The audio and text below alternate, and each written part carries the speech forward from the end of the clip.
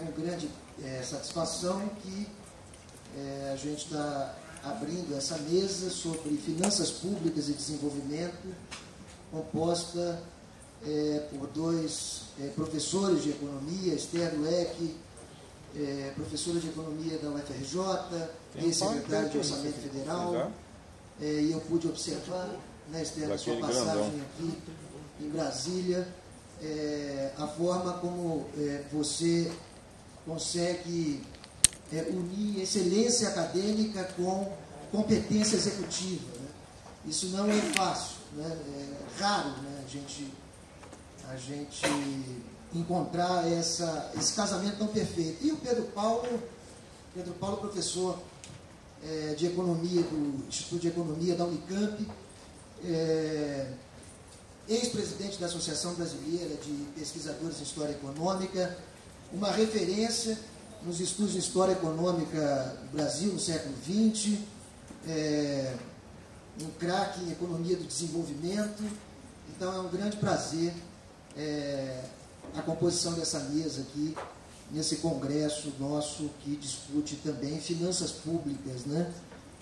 Finanças, controle, um novo ciclo político brasileiro. Antes de passar propriamente a palavra, nós vamos começar pela professora Esther e depois concluímos com a apresentação do professor Pedro. Eu queria tecer algumas considerações sobre o título dessa mesa, né? Finanças Públicas e Desenvolvimento.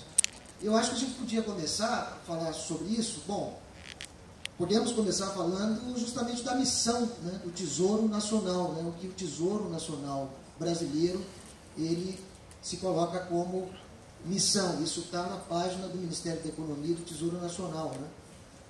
A missão da STN é gerir as contas públicas de forma eficiente e transparente, zelando pelo equilíbrio fiscal e pela qualidade do gasto. Evidentemente, isso tem um rebatimento também nas atividades do controle, a questão da qualidade, né, do gasto. No dia a dia, então essa é a missão, né? Isso é como o Tesouro Nacional apresenta a sua missão, né? Gerir as contas públicas de forma eficiente e transparente, zelando pelo equilíbrio fiscal e pela qualidade do gasto. Eu queria, num debate sobre finanças públicas, chamar a atenção, um pouco na linha até do que o Vinícius colocou, né, representando o Tesouro pela manhã, chamar a atenção para a importância das funções das finanças públicas para a economia e para a sociedade. A função alocativa, né, o crescimento econômico, a distribuição de renda, né, e a estabilidade, claro, macroeconômica. E é preciso falar com toda clareza, né? Acho que o Brasil ele vem caminhando, né, desde o processo de estabilização econômica nos anos 90 para cá, da discussão da responsabilidade fiscal para o que eu tenho chamado de dogmatismo fiscal. E isso, de certa forma, transparece na própria missão declarada do Tesouro Nacional. Não há uma menção ao emprego, não há uma menção à justiça social, não há uma menção a desenvolvimento, né, sustentável. E,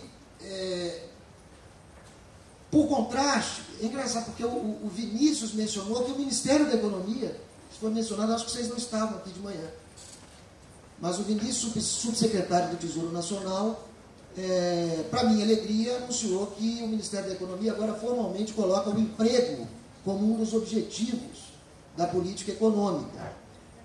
Isso ainda não transparece na missão do Tesouro Nacional, mas, por contraste, eu queria ler, eu consultei hoje de manhã no site, a missão do Tesouro norte-americano.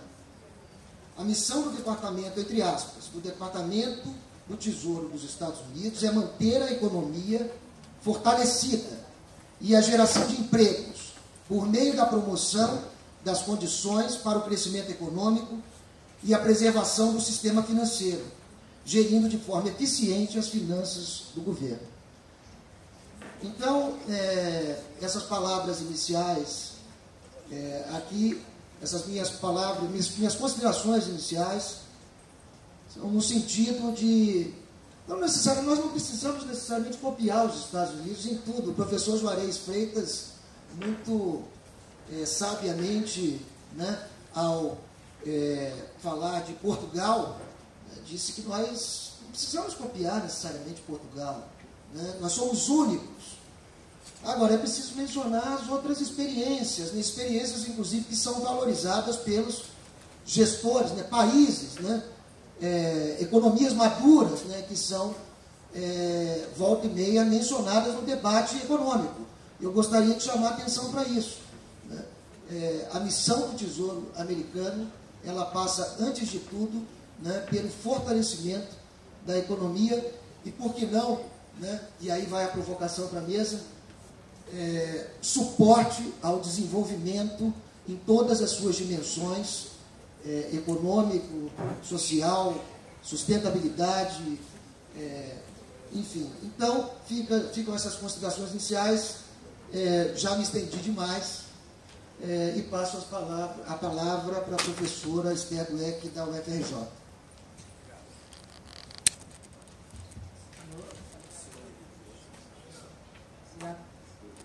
Primeiro, queria agradecer o convite, agradecer as palavras do Braulio também, muito obrigada pela gentileza.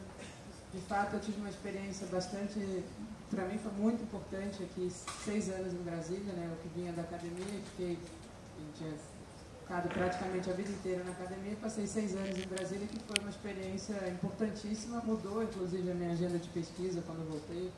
A gente agora está formando um grupo de economia do setor público na FRJ, justamente com base um pouco na experiência e, claro, com toda a parte acadêmica que já tinha lá, a gente está fortalecendo isso porque acho que essa troca é essencial. A academia não pode ficar enclausurada pensando coisas que não necessariamente vão ser fáceis de serem implementadas, e também não dá para a prática não se voltar para a academia e poder ter uma boa conversa, porque as coisas vão avançando e a gente precisa estar o tempo inteiro em interação, né? Então, realmente foi uma experiência muito gratificante, tive muita relação com a carreira de vocês, né? Participei de várias reuniões, conheço várias pessoas pessoalmente, outras nem tanto, né? Mas foi uma experiência muito importante ver que realmente existe, né? Eu falava isso, claro, eu também sou funcionária pública, também, né, sou professora de Universidade Federal, mas a gente não lida no dia a dia fazendo as coisas acontecerem para o Estado como um todo, né? E as carreiras aqui de Brasília e que estão nas pontas também, então justamente a gente na minha sensação é a personificação do Estado, né? E eu tive a experiência de ver que são pessoas super comprometidas, né, procurando cada vez mais a excelência, e realmente é uma coisa muito triste ver um pouco uma tentativa de mudar essa imagem para a sociedade, né? Então eu acho que a gente tem um papel importantíssimo de demonstrar o que é feito. A gente fala isso muito da universidade, a universidade tem que se abrir porque as pessoas têm que conhecer o que é feito na universidade, mas acho que as próprias carreiras federais também têm esse papel de mostrar, as pessoas sabem, as pessoas não percebem quanto cada pessoa que está aqui é relevante para a vida de todo mundo, né? Eu que participei da Secretaria de Orçamento, eu coordenei a Secretaria de Orçamento, eu lembro a gente fazendo o orçamento, que é essa chave, né, junto, claro, com o pessoal do Tesouro, né, quase que diariamente, e as pessoas não têm noção do que é o dia a dia, a gente virando noite, às vezes, trabalhando fim de semana, para poder fazer aquilo funcionar e estar pronto e poder ser implementado depois. E as pessoas muitas vezes não conhecem. Eu acho que tem um trabalho nosso também de que as pessoas saibam o que é feito, porque isso vai ajudar muito no debate público, né, e principalmente as pessoas entenderem a relevância do que são os servidores públicos para o dia a dia da vida de todo mundo, né? Então acho que isso que é muito importante. E, enfim, acho que essa discussão, e aproveitando a provocação do Braulio, eu acho que, enfim, já tinha essa ideia do ponto de vista teórico, né, da importância das finanças públicas para o desenvolvimento. Trabalhando diretamente com isso, eu tive a certeza de que finanças públicas é talvez uma das principais ferramentas de desenvolvimento, né? Eu não acho que não tem a menor dúvida quanto a isso. E é claro que depende muito da maneira que você vai utilizar essa ferramenta, né? E, na verdade, tudo que você está fazendo, seja para um lado ou para o outro, vai afetar o desenvolvimento. Claro que pode ser coisas que vão acelerar o desenvolvimento no sentido que eu considero o sentido mais interessante, né? Que, na minha opinião, o desenvolvimento ele tem que ser um desenvolvimento inclusivo, né? E com a capacidade de melhorar as potencialidades do país, né? E, nesse sentido, as finanças públicas atuam nisso diariamente, a gente está atuando nisso. Essa é a realidade, embora poucas pessoas percebam a relevância disso. Né? Poucas pessoas que não estão no dia a dia da atuação. Acho que esse aqui é o passador, né? Eu fiz uma apresentação, vocês até um pouco nessa ideia de ter uma discussão, de combinar um pouco da minha experiência teórica com a prática. Eu comecei um pouco com uma certa, digamos assim, uma evolução histórica, justamente para entender de onde vem esse dogmatismo que o Braulio falou. Né? De onde veio esse dogmatismo, da maneira como as pessoas olham as finanças públicas hoje, se sempre foi assim. Né? E, na verdade, isso não, o que eu vou tentar mostrar aqui para vocês no início da minha apresentação é que não foi sempre assim. Né? Você não tinha essa visão de que as finanças públicas deveriam ter como único objetivo um equilíbrio fiscal. Né? Isso pode ter sempre sido uma das questões relevantes, debatidas, mas existiam diversos outros instrumentos relevantes na discussão das finanças públicas. E eu queria mostrar muito rapidamente para vocês isso, uma coisa remontando desde o início, né, da teoria econômica, que é um pouco essa visão, né, de que o Estado Nacional e o sistema capitalista, eles nasceram juntos historicamente. Né? Eu não sou tão especialista em história quanto Pedro Paulo, porém, eu sou uma macroeconomista, muito mais, mas não há dúvida de que, historicamente, se a gente for para pensar, quando surgiram os Estados Nacionais, quando surgiu o sistema capitalista, foi na mesma época, lá em algum momento, entre o século XIII e o século XVI, por aí.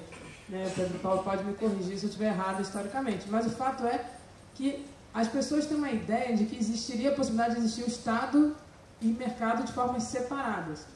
Isso não existe, nunca existiu e nunca vai existir. Né? O Estado e o mercado nasceram juntos e vão continuar juntos, e um depende do outro. Né? E claro que você pode ter uma situação em que um está atuando mais do que o outro, mas a ideia de que você poderia ter um mercado atuando independente do Estado é totalmente ilusória, né? E não faz muito sentido isso. É claro que o quanto o Estado entra e quanto o Estado ele atua em áreas que inclusive poderiam ser suportadas pelo mercado, vai depender muito do seu projeto de desenvolvimento e dos instrumentos que você tem à mão e da maneira como o próprio mercado né, daquele território que você está falando vai responder a determinados estímulos. A gente teve historicamente no Brasil, né, que foi o nosso período áureo de desenvolvimento, que foi de 30 a 80, a gente teve o que era chamado um certo tripé, do ponto de vista até do industrial, que eram as empresas estatais, as empresas multinacionais e as privadas brasileiras, que nesse tripé eram as de menor peso.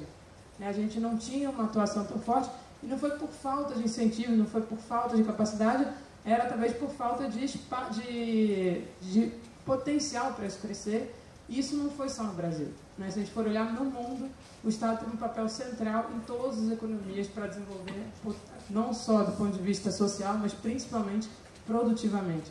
Né? Eu acho que isso é uma discussão histórica que a gente precisa recuperar, claro que não vai dar para ser feito isso aqui, mas eu acho que essa se perde muito no debate hoje, como se existisse essa dicotomia, como se fosse possível um mercado sem Estado, como se o Estado não tivesse nenhum papel no desenvolvimento do próprio mercado. Né? Acho que isso é importante.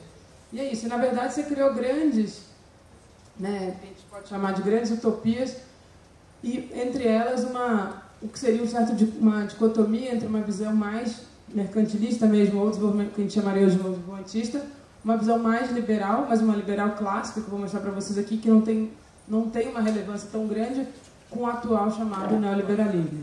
Você tinha essas 4 grandes visões de como deveria ser essa interação entre Estado e mercado, mas hoje em dia, e aí esse é um ponto que eu queria falar, essa 4ª visão aí que eu incluí, que nem é uma visão tão, historicamente, tão bem demarcada, ela, na verdade, não é a mesma coisa do que era o liberalismo clássico, lá do início do que é considerado, inclusive, o início da teoria econômica, embora não concorde com isso totalmente. Né? E é claro que a gente tem, dentro desses instrumentos de ação do setor público, né, sempre foram debatidos esses instrumentos e foram se acrescentando outros historicamente. Né? Desde o início, você tem, como as pessoas sabem, a ciência econômica começou com uma discussão de tributação. Basicamente, os principais economistas estavam muito preocupados como tributar, como a gente poderia arrecadar, obviamente, para poder depois usar esse dinheiro de alguma forma. Né? Essa é uma discussão que foi a base da ciência econômica. Então, não só a economia começa com essa discussão da relação entre Estado e mercado, mas também com a própria discussão de finanças públicas. Sempre foi uma coisa intrincada. Né? Não era uma coisa separada da outra. E aí toda a discussão de despesas, né? E a própria dívida pública, que as pessoas têm uma discussão muito forte hoje em dia, da mesma maneira como o Estado e o mercado nasceram juntos, a dívida pública nasceu na mesma época. Né? E você parar para pensar, acho que tem, enfim, uma visão muito ligada a um historiador importante. Ele vai falar que a Inglaterra, ela virou a Inglaterra quando ela passou a ter um banco associado a ela. Ela precisou de um banco para fomentar todo o processo de desenvolvimento e, obviamente, está associado a toda a questão de endividamento público, como isso funciona e como você utiliza ele do ponto de vista de desenvolvimento. E aí, mais para frente, vão entrando as agentes oficiais de crédito, né? A questão das atividades regulatórias, as próprias empresas estatais e uma discussão hoje em dia muito forte da maneira como você regula tudo isso, que a gente pode falar sobre o regime fiscal. Mas é interessante a gente olhar, como eu falei para vocês, do ponto de vista histórico, se a gente pegar mesmo uma visão mais liberal, que seria do Smith, né, considerado um dos pais do liberalismo, ele falava, olha, o Estado tem 3 grandes funções. Né? 2 delas são bem demarcadas, que é proteger a sociedade contra invasões do exterior, que, obviamente, como eu falei para vocês, as finanças públicas, o Estado e o mercado, eles nascem já numa demarcação de território muito claro, então você tinha essa preocupação com a invasão do exterior. Né? Proteger os membros da sociedade da injustiça dos outros membros, aí tem uma questão do sistema judiciário, mas também tem uma discussão, se a gente for parar para pensar, a gente poderia levar isso para uma discussão mais ampla do que seria injustiça, né, que poderia no limite chegar à desigualdade, não que o Smith estivesse falando isso propriamente, mas a gente poderia adaptar isso hoje em dia, e fornecer certas instituições e obras públicas. Né? E aqui nesse ponto era o ponto que fica mais obscuro. O que são essas instituições, até que ponto o Estado deve entrar, e no fundo nem ele mesmo definiu até onde seria isso. Né? E historicamente é interessante porque ele vai falar, uma dessas grandes instituições públicas é a questão da educação. Né? Ele vai falar como a importância do Estado prover educação. E o que é engraçado, muitas vezes, na verdade, ele estava falando de educação não por uma questão puramente de ter uma mão de obra apta a trabalhar, como as pessoas falam muito hoje, que a educação seria uma maneira de você ter um bom capital humano e poder conseguir, então, a partir disso, melhorar suas fontes de produção. Não, ele estava pensando, inclusive, na forma de cidadania, com a maneira de não deixar o trabalho totalmente alienado. Então, ele tinha uma visão que ia muito além dessa visão de simplesmente você preparar a sociedade, e na visão dele era o Estado que devia garantir isso. Né? Então você tinha uma preocupação enorme com essas instituições públicas que vão para muito além de simplesmente garantir regras, e sim de prover coisas necessárias para a vida humana e principalmente para a garantia de como as pessoas interagem, né, na sociedade.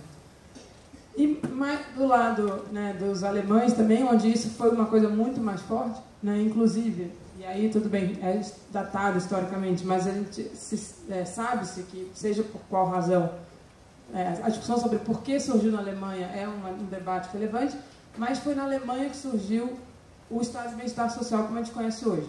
Né, que, para além do Estado atuando no desenvolvimento de certas forças produtivas, o Estado também atuando na forma distributiva, como o Braulio falou aqui.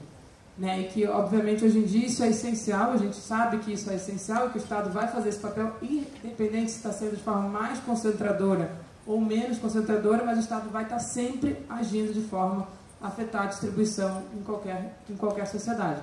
É claro que ele pode atuar de uma forma a reduzir a concentração, ou ele pode atuar de uma forma de ampliar a concentração. E, na verdade, na Alemanha, então, esse debate foi muito forte, e um alemão importante, ele formulou essa ideia, que ficou conhecida depois como a Lei de Wagner, que você teria 3 regras que, na visão dele, aconteceriam. Os níveis de gasto totais do governo não pode ser determinado abstrato, então você não pode definir quanto deve ser o nível sem saber como funciona aquela sociedade. E ele fala, o gasto deve ser maior, tanto em termos absolutos, como também em proporção da renda, ou seja, uma tendência a um aumento da participação do Estado na economia.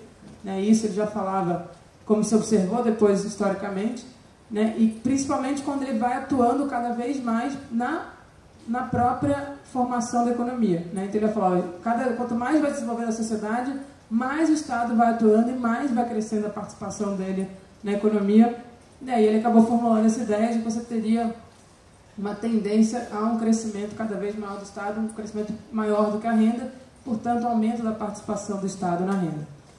De fato, o que a gente observou depois da crise de 1930 foi justamente uma teorização sobre isso. Por que era necessário o Estado? Né? E essas três funções que o Braulio falou aqui, a função do Estado alocativa, que já era discutida antes, ela foi somada mais duas funções centrais, que foi a função de estabilização econômica, e aí não é só a estabilização de preço, é principalmente a estabilização da flutuação econômica, porque você já sabia nesse momento que a economia tende a flutuar, tende a gerar ciclos, tende a gerar momentos de crescimento, mas também de forte recessão, e que o Estado deveria ter um papel central em evitar essas grandes flutuações, e principalmente se soma isso a questão distributiva de forma mais clara. Então, na década de 30, você passa a ter isso como uma coisa muito relevante, e foi muito forte a partir da crise de 29, porque se percebeu que parte da crise de 29 era fruto de um excesso de liberdade na atuação financeira e que precisaria ser controlada, e que o Estado tinha um papel central não só nessa regulação desse mercado relevante, mas também de garantir uma estabilidade do ciclo econômico e atuar mais fortemente na redistribuição de renda. E você passa, então, a ter essa combinação de políticas, e a política fiscal passa a estar no centro da discussão macroeconômica.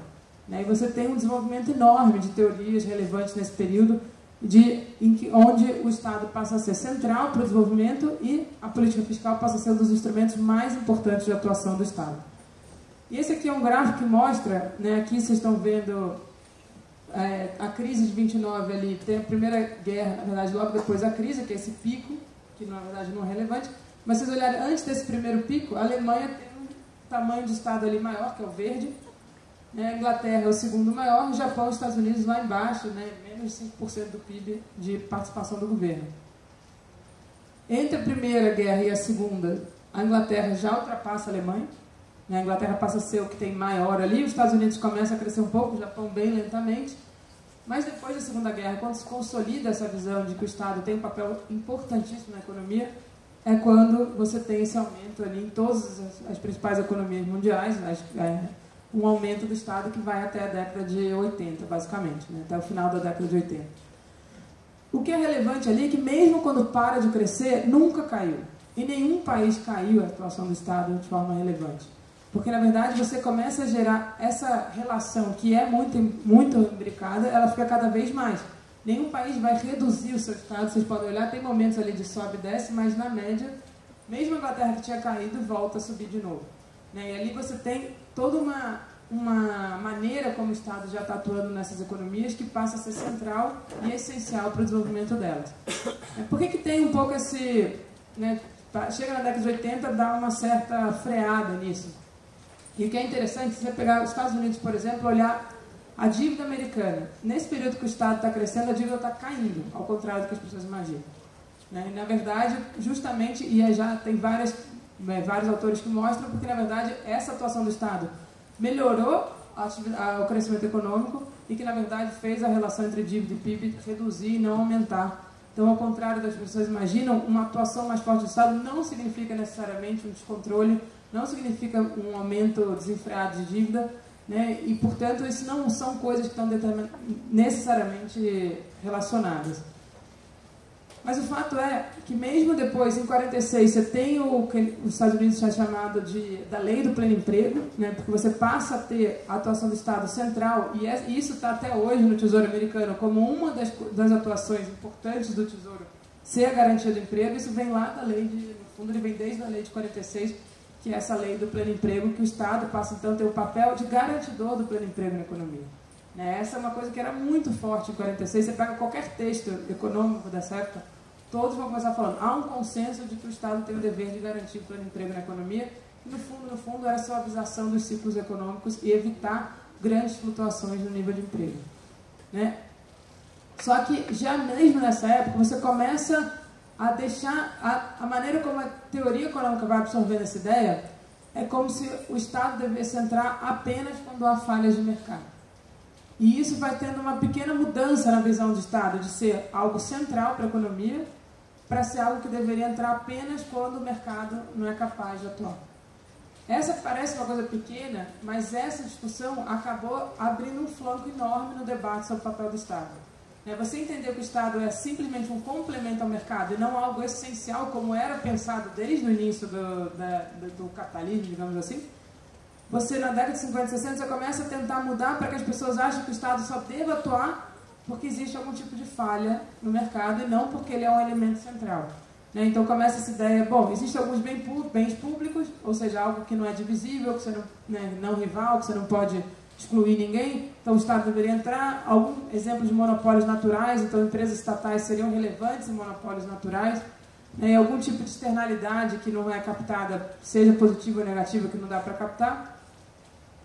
E isso, na verdade, essa maneira de pensar que o Estado só deve entrar quando há falhas, permitiu que na década de 70 viesse uma contraofensiva muito forte de dizer, olha, o mercado tem falhas, mas o governo também. Então, se o governo tem falhas e elas tendem a ser maiores do que a do mercado, então é melhor não fazer nada. E a década de 70, na verdade, marca uma inflexão relevante na visão do papel do Estado, que vinha já há séculos de que o Estado era algo essencial para tentar dar essa visão de que, na verdade, o Estado tem mais falhas do que ajuda e, portanto, ele deveria se retirar da economia. E isso, na verdade, vai dar, na década de 80, nessa visão de que o grande caminho da política macroeconômica deveria ser se comprometer com regras, independentemente da turbulência financeiras e de alternância do poder político. Aqui entra um ponto que é, na minha opinião, muito chato, que é você começar a achar que as finanças públicas devem ser independentes da discussão política da economia. Algo que não faz muito sentido, uma vez que as finanças públicas são um dos principais instrumentos de atuação de qualquer governo. Você pensar que você poderia separar a discussão de finanças públicas da discussão de alternância de poder, da discussão democrática do que é uma sociedade decidir os seus destinos. Você começa essa tentativa de constitucionalizar regras e de colocar coisas acima da decisão democrática da população sobre quem vai liderar e para onde vai caminhar a sociedade. E isso foi uma coisa muito relevante. Isso acabou aparecendo com essa ideia de que o Estado deve ter como sua principal preocupação do ponto de vista fiscal a sustentabilidade da dívida pública. E aí entra esse dogmatismo, como o Braulio falou. Você deixa de ser uma coisa para a qual você deve prestar atenção também, junto com todas as outras funções que o Estado deve ser, para que a função principal seja garantir a sustentabilidade da dívida pública e, de certa maneira, a rentabilidade daqueles que são os detentores da dívida pública. E aí, sim, você tem uma mudança muito relevante. E é interessante, do ponto de vista orçamentário, que esse debate teórico ele se refletiu na forma como se fazem orçamentos. Quem conhece um pouco, vocês todos conhecem bastante essa história. A década de 50 e 60 foi marcada por uma tentativa de fortalecer os sistemas de planejamento integrados aos sistemas de orçamento, justamente com essa ideia de que toda a atuação da política fiscal ela deve ter como base onde você quer chegar com a sociedade, e aquele ali é um instrumento central para fazer a sociedade chegar a algum lugar. A gente está, no momento atual no Brasil, com a recuperação mais lenta de uma crise na história. Se a gente comparar, esse azul que está subindo aqui, não sei se dá para apontar, é a crise de 29. A crise de 29 ela foi tão dura quanto a atual crise, que é esse azul claro aqui, só que uma vez que o Estado entrou comprando sacos de café, enfim, mais uma coisa que o Paulo entende muito mais do que eu, você teve o Estado de fato entrando para recuperar a economia. Tudo bem que era um grande produto, o Brasil era praticamente, tinha um único grande produto que foi rapidamente recuperado, e a economia teve a sua recuperação mais rápida da história, na verdade, comparada às demais crises aqui da década de 80, e a atual é essa azul clara aqui. A azul clara, 8 anos depois da crise, a gente talvez recupere o nível de produto que a gente tinha no ano da crise. Isso, nenhuma crise demorou tanto tempo para a recuperação. E grande parte disso, como eu vou no final tentar mostrar para vocês, tem a ver com a atuação do Estado hoje, de simplesmente se eximir de ter alguma relação com isso, de tirar totalmente a função estabilizadora do Estado e de achar que não tem nada a ver com isso. A outra coisa, a gente está como metade dos estados brasileiros já tem mais trabalhadores informais do que formais. Essa é uma notícia do início de novembro. A crise empurrou 4,5 milhões para a extrema pobreza, recorde atingiu 13,5 milhões de brasileiros. Bom, e o pacote econômico deixa banqueiros e investidores bastante entusiasmados, de acordo com o Financial Times. Então, isso são notícias de 6 de novembro. A gente tem dados mostrando o que aconteceu pós-crise, que a renda dos 10% mais ricos aumentou mais do que dos 40% mais pobres, né, ao contrariando uma coisa que vinha acontecendo antes, né, antes os 40% mais pobres tinham um crescimento maior da renda que os 10% mais ricos. Depois da crise, aqui estão os 10% mais ricos, aqui os 40% mais pobres tiveram uma perda gigantesca de renda, né, o que dá esse efeito. Né? E a gente sabe que no Brasil a gente tem uma concentração de renda absurda, né, onde 0,1% mais rico, que é essa linha laranja, tem mais renda do que os 50% mais pobres no Brasil. Né? Isso é uma situação, a gente já tem uma estrutura de desigualdade absurda que está só aumentando. E um terceiro elemento que é estrutural, que já não é de agora, mas que já vem se acelerando, é uma mudança na composição setorial da economia brasileira, com uma perda cada vez maior da indústria, ao contrário do período anterior, onde isso veio aqui, né, de 47 à década de 80, teve um aumento muito relevante, como eu falei no início, para uma atuação relevante do Estado nesse processo, e agora a gente está no período contrário. Né? O que isso tem a ver com tudo que eu falei? O Estado tem papel nessas três coisas. O Estado tem papel no controle do ciclo, o Estado tem papel importantíssimo na distribuição de renda, o Estado tem papel importantíssimo na maneira como atuam e crescem as forças produtivas dentro do Estado, dentro de um território. Né? E a gente hoje está vendo que você está tendo uma certa tentativa de eximir o Estado desse papel, né? E de retirar esse papel do Estado de ter que responder a essas questões.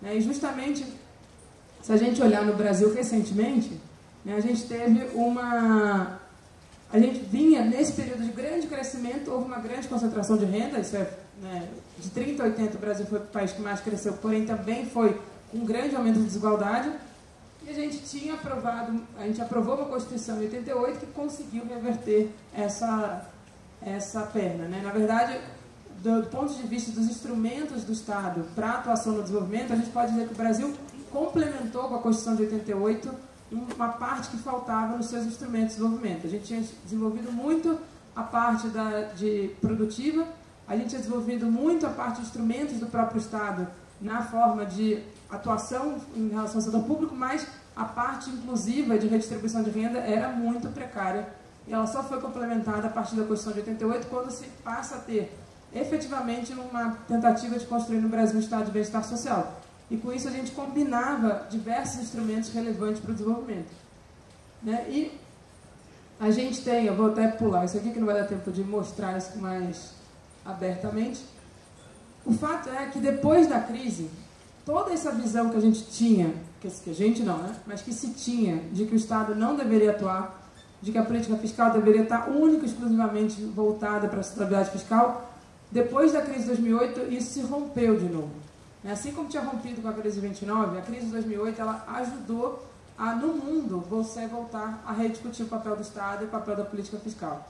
A gente teve mudanças relevantes do ponto de vista de que se o Estado se eximir de atuar para controlar o ciclo, na verdade você tende a gerar uma situação que vai se autodestruindo, se o Estado, na verdade, tentar fazer políticas de mais austeridade numa situação que a economia já está extremamente fragilizada, isso pode ser muito ruim. Isso vai ter impactos fortíssimos sobre a desigualdade, né? E a gente foi tendo também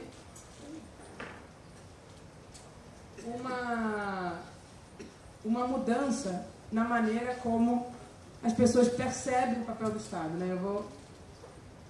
E aí, para terminar, eu queria trazer duas coisas relevantes aqui para esse debate. Eu acho que tem uma coisa que é a gente olhar se o Brasil foi o país que mais cresceu de 30 a 80, a gente sabe que o país que mais cresceu de 80 até hoje é a China. Né? Não há dúvida disso. Né? E o Beloso ele conta uma história que na década de 70 os chineses vieram ao Brasil para saber como o Brasil tinha crescido tanto. Né? E realmente, ele participou de várias dessas reuniões com os chineses e eles queriam entender quais eram os instrumentos que o Brasil tinha utilizado. Né? E aí foi falar dos bancos públicos, falou do papel da relação entre universidades e empresas, foi falando de diversas, da atuação do próprio das estatais, uma série de instrumentos, né, que os chineses depois foram, se a gente for olhar, eles fizeram, claro, do jeito deles, mas vários deles estão ali.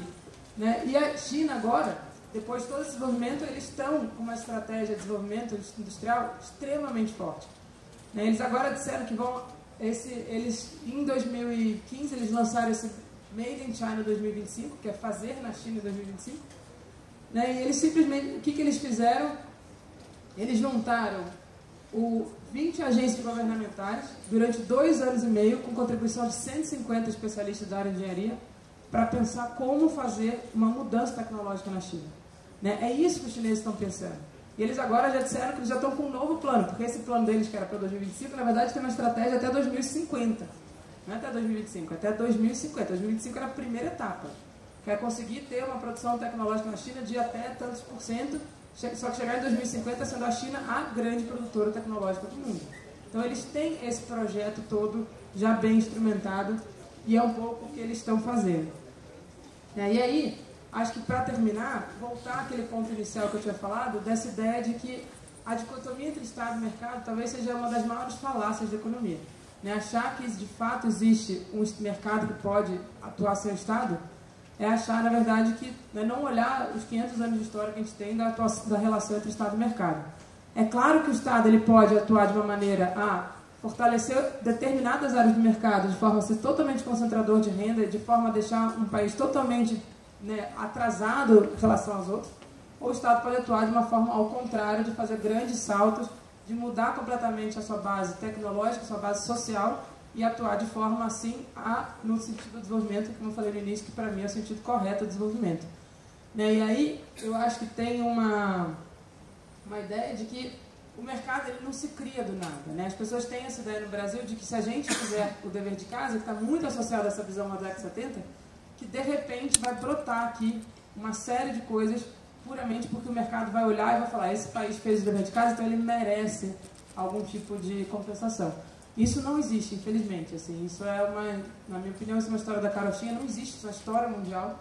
Você pode procurar evidências, e na verdade, ao contrário, tem um livro muito interessante da Mariana Mazzucato, justamente que ela junta todas as experiências internacionais, busca, não só ela mesma faz uma análise empírica, mas ela vai buscar várias referências da história para mostrar que os mercados não são criados do nada. Na verdade, eles são resultado de uma interação entre atores da economia, operando no setor público e setor privado, e a política pública ela não se limita a consertar falhas de mercados. Na verdade, ela vai co-criar e modelar ativamente os mercados. O setor público não pode se resumir a simplesmente reduzir risco do setor privado, pois ele vai abrir mão completamente do seu papel de induzir o desenvolvimento e levar o desenvolvimento para o caminho que ele acha relevante.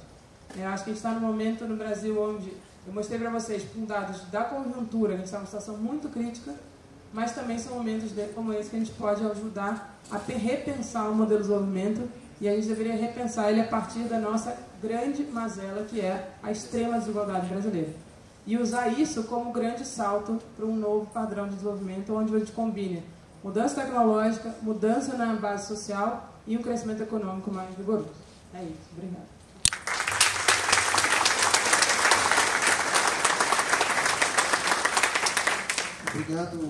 Obrigado, Esther. Eu não sabia, realmente, essa questão do Tesouro Americano remonta a 1946, né? Você falou. Bom, o Tesouro Brasileiro é mais jovem, né? A gente é de 1986. Então, quem sabe agora, né? Na hora, né? De incluir o pleno emprego, né? E a justiça social, enfim, e a estabilização do ciclo nas missões, né? Institucionais aí nossas, né? E a questão também que você mencionou da lei de Wagner, né? Aí eu não posso deixar de mencionar a nossa última regra fiscal, né? Foi introduzida na Constituição no ano de 2016, que congela o gasto público em termos, né, de inflação por 20 anos. Se a economia crescer nesses próximos 20 anos, eu fiz a conta, se ela crescer 2,5% ao ano, o que não parece que vai acontecer se a gente continuar, né, desse jeito, a pior recuperação da história, e já se passaram 2, 3 anos, né, do início do teto, mas se crescermos 2,5% ao ano, o gasto público ele vai na direção contrária da lei de Wagner. Né? Ao invés de se manter ou crescer um pouco, ele vai cair no governo federal de 20% do PIB para 12% do PIB. É uma redução de 40% do Estado. É isso a nossa regra fiscal, a nossa última regra fiscal. Bom, Pedro Paulo, por favor. Eu queria agradecer muito o convite da Unacom, sinto muito honrado de estar aqui, também, evidentemente, estendendo ao agradecimento à presidência e secretaria executiva.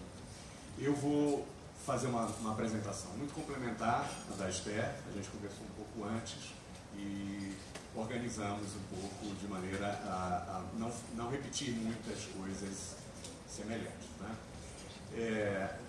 Eu vou começar a apresentação, basicamente eu vou discutir aqui qual é a visão que está orientando o conjunto de políticas que vem sendo executadas, pelo menos desde o governo Temer, né? Eu falo muito rapidamente a respeito disso, para discutir propriamente aquilo que é o debate sobre desenvolvimento tal como ele existe no Brasil hoje.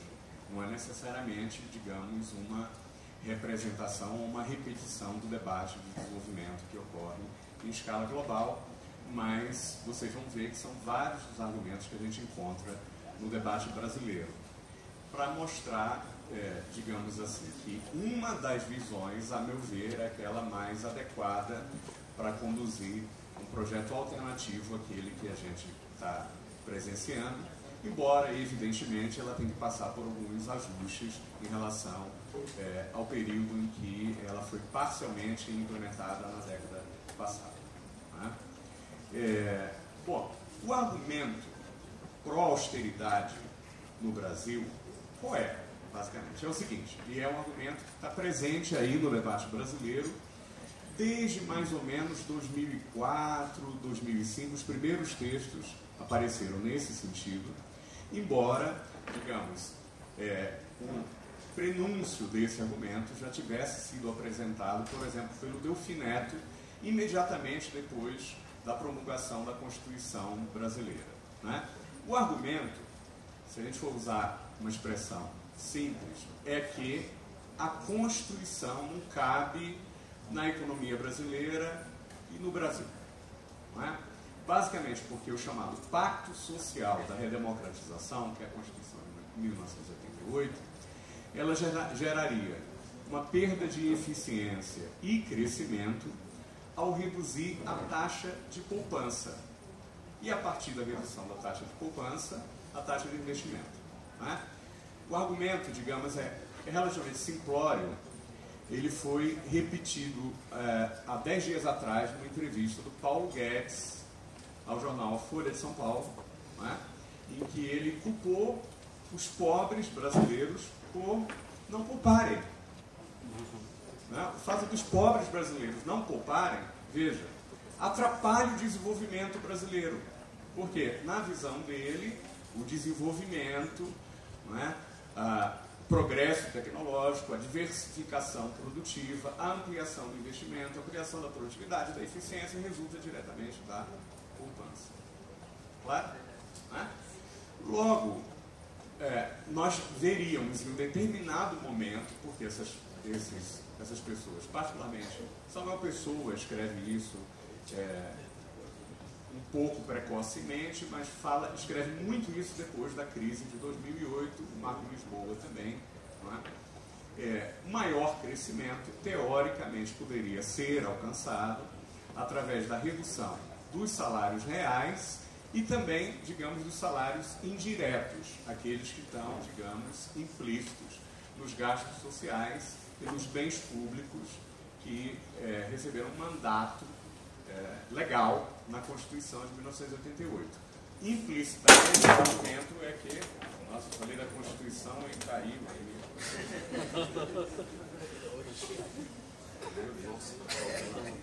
O argumento implícito aí é que a poupança privada é que gera um investimento privado. No fundo, é um argumento que está presente lá, por exemplo, do Delfim Neto, no Milagre Econômico. Alguns aqui certamente leram, alguns viveram isso, não é? Que o bolo precisava crescer antes de haver qualquer tipo de distribuição, não é? Qual é o problema desse argumento do ponto de vista empírico? Não tem evidência empírica desse argumento, não é? Inclusive, a instituição que funcionou como câmara de reverberação desse argumento, o Fundo Monetário Internacional, diz isso desde o final da década de 70, né? Já revisou esse argumento em vários estudos, acho que talvez o mais importante em 2014, mostrando claramente que você não pode esperar o bolo crescer para distribuir, porque, pelo contrário, o aumento da desigualdade, quer dizer, você tirar a renda do pobre, porque o pobre não poupa, para transferir renda para o rico, porque o rico poupa, na verdade, isso gera baixo crescimento, isso produz uma redução da taxa de crescimento, né?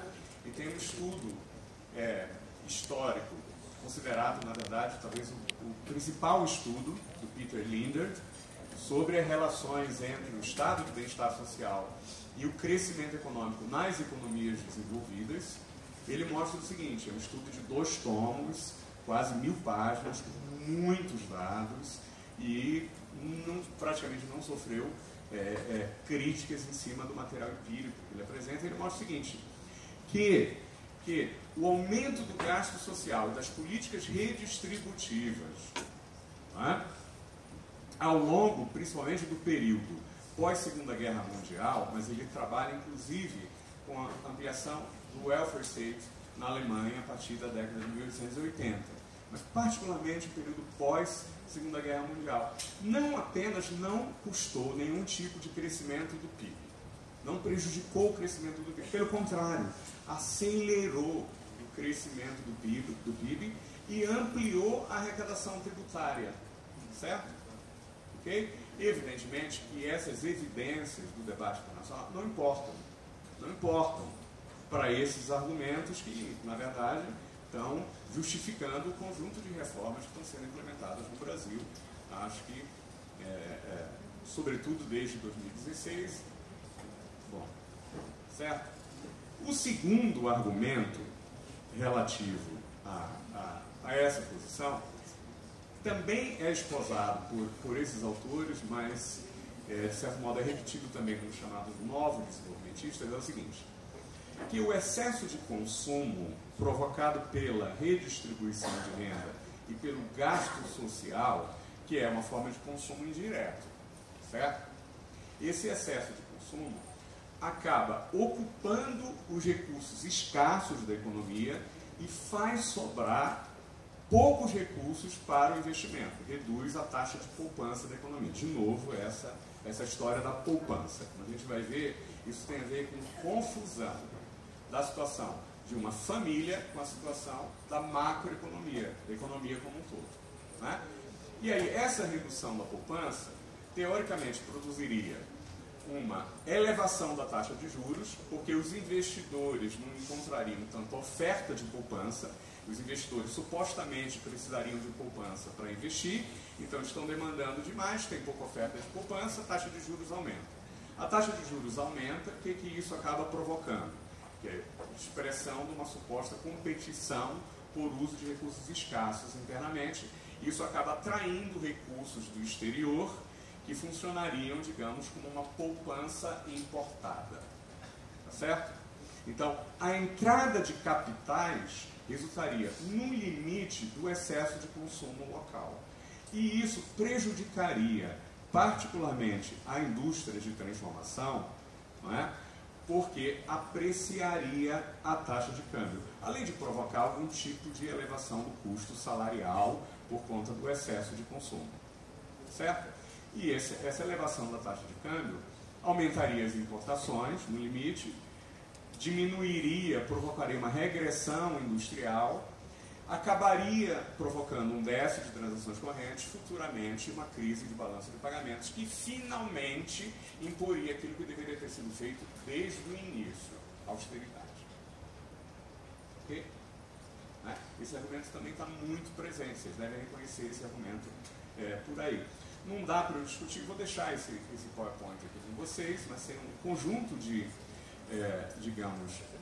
antecipações desse argumento ao longo, desde o período, particularmente, dos debates da Constituição de 1988, mas ele já se anunciava muito claramente na primeira geração de regimes de controle do gasto e da inflação, ali em 1999. Regime de meta de inflação, superávit primário, e a lei de responsabilidade fiscal tem por implícito esses argumentos aqui que eu estou colocando. Existe um conjunto também de teóricos internacionais que digamos, fundamentam isso do ponto de vista teórico, mas não do ponto de vista empírico.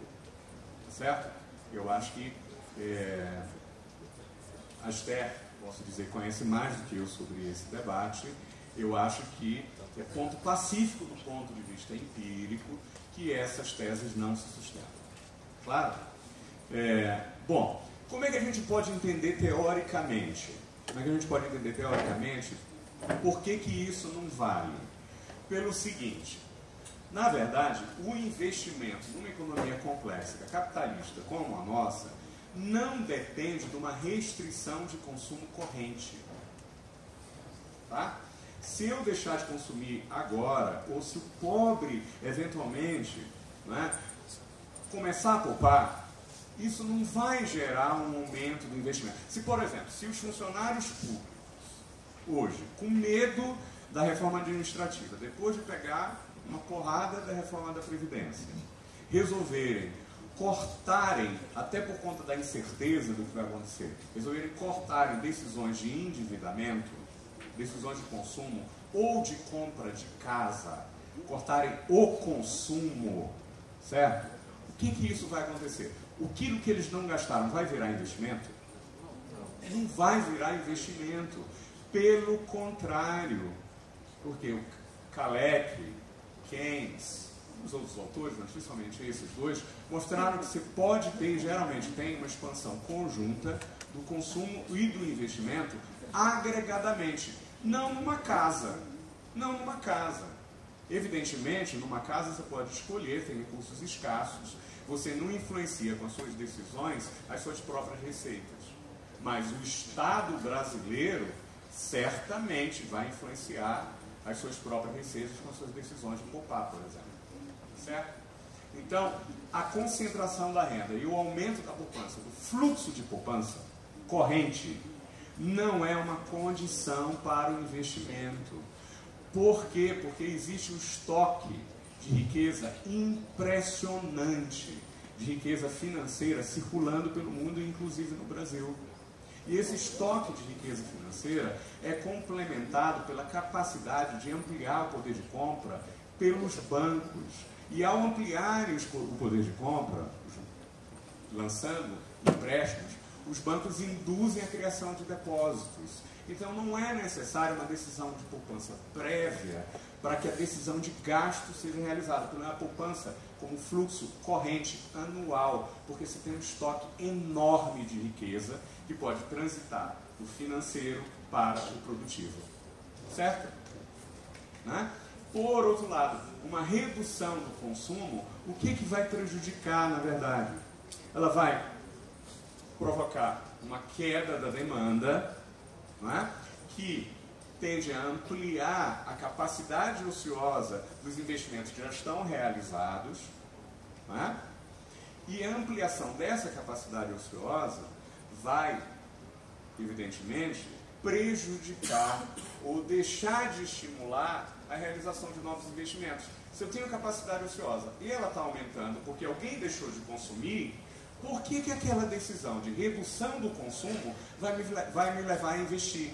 Pelo contrário, vai me levar a atrasar qualquer decisão de investimento, porque eu tenho capacidade ociosa crescente. Tá certo? Né? Então, na verdade, a ampliação, inclusive dos salários e dos pobres que não poupam, justamente por não pouparem, eles vão gastar aquilo que eles recebem. E ao gastarem aquilo que eles recebem, aquela decisão de contratá-los ou de aumentar o salário deles vai acabar provocando um aumento da demanda. E esse aumento da demanda pode, aí sim, ocupar a capacidade ociosa e induzir uma ampliação do investimento. Tá certo? Então, a decisão de consumo ou gasto público, inclusive o gasto corrente. Tá? A decisão de consumo e essa ampliação, ou um aumento da propensão a consumir, uma ampliação do crédito para consumo, vamos supor, né? Também vai produzir de modo defasado uma ampliação do investimento. Tá certo? Porque as economias capitalistas operam com estoque de riqueza ocioso. Primeiro, um estoque de riqueza financeira ocioso. Segundo, um estoque de capacidade produtiva ociosa. Então, não é preciso, né, deixar de realizar um tipo de gasto para passar a realizar um outro gasto. Ok? Certo? Falei que está ok? Pode. Ao mesmo tempo, quer dizer, a ampliação do gasto público, sobretudo da infraestrutura em serviços públicos, aumenta a demanda, né? Aumenta os lucros, ocupa a capacidade, induz investimentos e, no período seguinte, induz os tributos. É isso que esses estudos mostraram, né? Ao longo do tempo. Na verdade, o período de maior taxa de crescimento das economias capitalistas e também o período de maior equilíbrio fiscal dos estados nas economias capitalistas foi exatamente o momento em que se ampliava o estado de bem-estar social, se ampliava o gasto social e o salário indireto, e ao mesmo tempo ampliava-se a participação dos trabalhadores na renda. Certo? O chamado neoliberalismo, depois da década de 80, foi acompanhado por uma redução de tudo isso. Uma redução da taxa de crescimento, uma redução da taxa de investimento, inclusive, e evidentemente uma redução da participação dos assalariados na renda. Tá ok? De novo, meu Deus. Tá? Bom, os dados aqui vocês podem ver, tem alguns dados aí de estudos do IPEA, tem outros estudos mais recentes também que mostram isso que eu estou dizendo, né? Salários baixos na POF de 2008, já ficava claro que até R$ 2.500 todo mundo gastava. Então, se ele não poupasse, era bom que a renda fosse para ele, porque animava a economia, tá certo? Não virava estoque de riqueza financeira ociosa. Ok? Na POF, agora, um mês atrás, mostra exatamente a mesma coisa, claro que numa outra faixa. Esse gráfico aqui foi preparado pelo Braulio e pela Esther. E mostra o seguinte: a ampliação do investimento público não provoca crowding out do investimento privado, quer dizer, não expulsa o investimento privado. Não é? Ele produz, na verdade, uma ampliação do investimento privado. Os dados mostram isso claramente para a experiência brasileira na última década. Certo? Né? Bom, debate sobre desenvolvimento. A gente tem basicamente duas posições no Brasil, digamos que se afasta dessa posição neoliberal. Uma posição é basicamente identificada com o Bresser Pereira, né? E ele alega o seguinte, que é o chamado novo desenvolvimentismo, que como o desafio da industrialização já foi superado, é antiquada essa ênfase que a Esther deu, que eu dou, que é chamado estruturalismo, né, na intervenção direta do Estado, inclusive na coordenação de investimentos. Digamos assim que a Dilma Rousseff resolveu provocar uma grande desvalorização cambial, começando em final de 2011, né, dentro daquele contexto da guerra cambial. O que aconteceu desde então? Inclusive nos períodos em que ampliou-se as exportações. Eu vou falar ao mesmo tempo que a Esther, tá bom? O que aconteceu? O que aconteceu? As exportações industriais não aumentaram. Mas por quê? Porque tem problema de conjuntura e um problema de estrutura. O problema de conjuntura é que a economia mundial, hoje, passa por um processo de sobrecapacidade ociosa em vários ramos de atividade na indústria. Né? Em vários ramos tecnologicamente muito avançados, não existe nenhuma filial no Brasil que tenha interesse de entrar nesse ramo. Porque ela, basicamente, ela continua no país de origem. Certo? E não existe nenhuma empresa nacional capaz de, com qualquer taxa de câmbio, entrar nesses ramos tecnologicamente muito avançados. Então existe tanto o problema de conjuntura, uma sobrecapacidade global, quanto o problema de estrutura. Existe sim um problema estrutural na economia brasileira, não é? Que dificulta muito a possibilidade da gente crescer orientado pelas exportações industriais neste contexto. Se é assim, como é que eu acho que a gente deve tentar crescer? Já eu Tem alguns dados aí que mostram, por exemplo, PIB. Como que o Brasil está completamente distante do PIB, das patentes, inclusive das filiais das grandes corporações que estão aqui instaladas. Não é? E como há muitos países fazendo exportações industriais, mas basicamente montando produtos industriais com baixíssimos salários, como se fossem enclaves. Olha, os países que mais exportaram manufaturas entre 2010 e 2014 foram quais? Será que é isso que a gente quer para a gente? Camboja, Bangladesh, St. Kitts and Nevis, Botsuana, okay?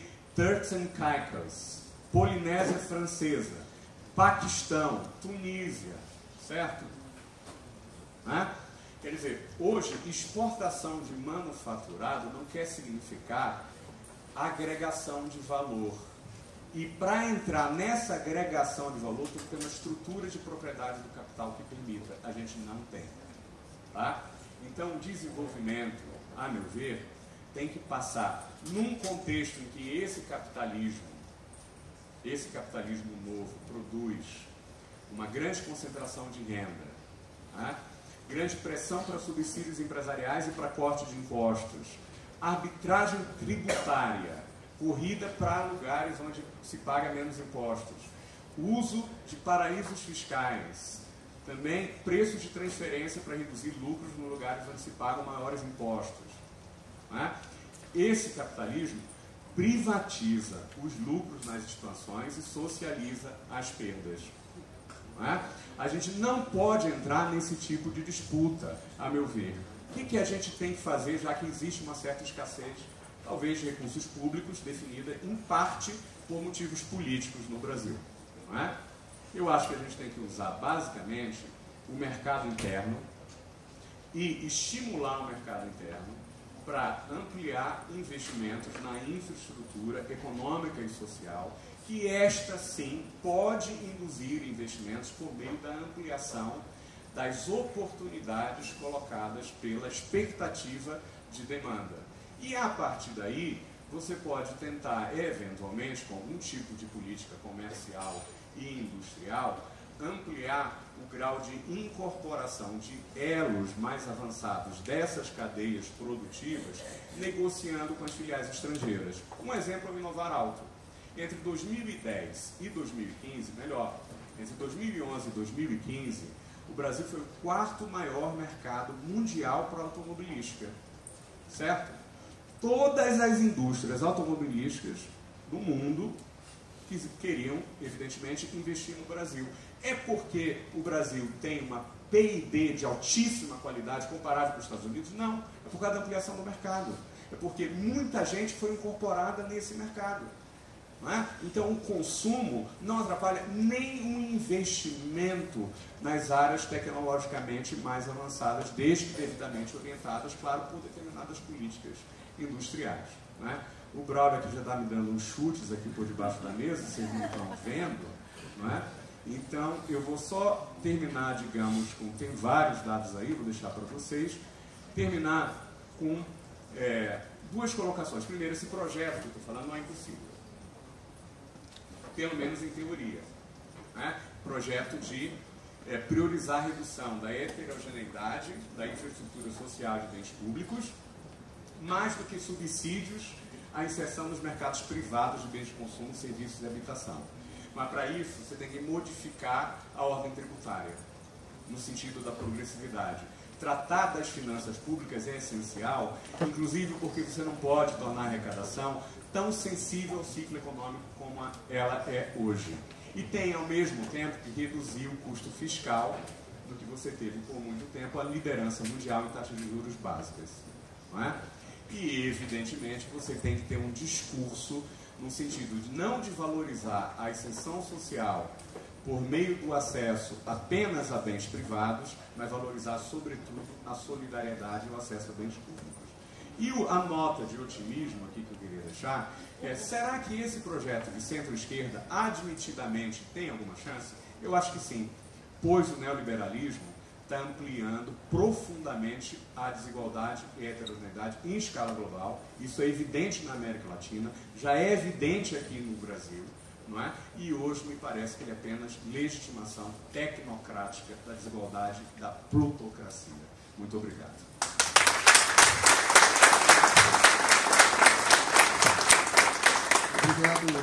Obrigado, Pedro. Nós temos três inscrições aqui já para perguntas. Felipe, Vicente, Felipe Leão, imagino, Vicente e Marival. Vicente. Então, eu sugeri o seguinte: vamos fazer blocos de duas e duas, porque eu quero fazer também uma pergunta.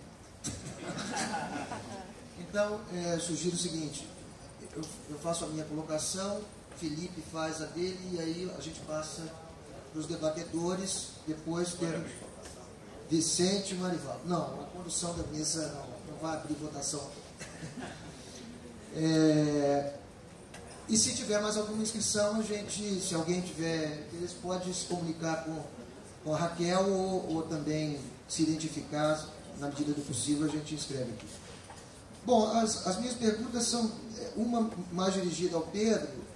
Pedro falou do estoque, né, de riqueza financeira, na discussão lá sobre poupança, investimento, que a poupança não limita o investimento, dado o estoque de riqueza financeira, mas o que se argumenta, boa parte desse estoque de riqueza financeira, ele assumiu uma forma, né, no capitalismo contemporâneo, que é a dívida pública.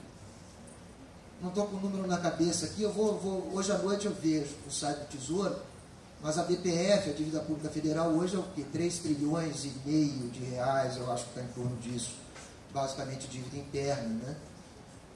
Isso, evidentemente, tem um outro lado, né?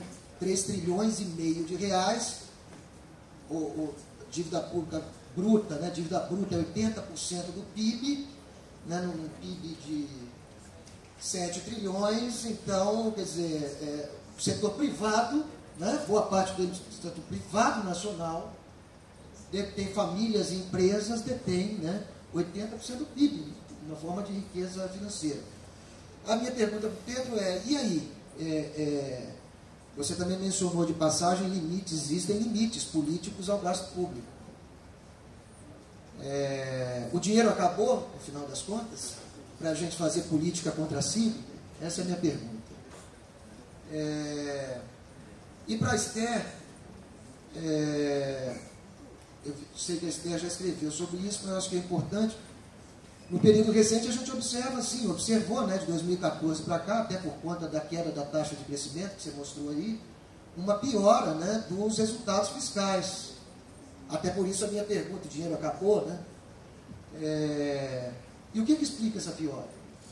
Houve uma explosão do gasto público, né? Essa é a visão, de certa forma, dominante, né, das reformas que estão sendo implementadas, né? Primeiro a Previdência, agora o gasto com pessoal, os gastos obrigatórios, né? Eles têm uma tendência que não se sustenta no tempo. Talvez o argumento de quem comanda a política econômica desde 2015 é um crescimento insustentável, mesmo nos moldes lá da lei de Wagner, né? E é insustentável mesmo. Foi isso que explicou a piora dos resultados fiscais. Então eu deixo essas duas perguntas. Felipe, por favor.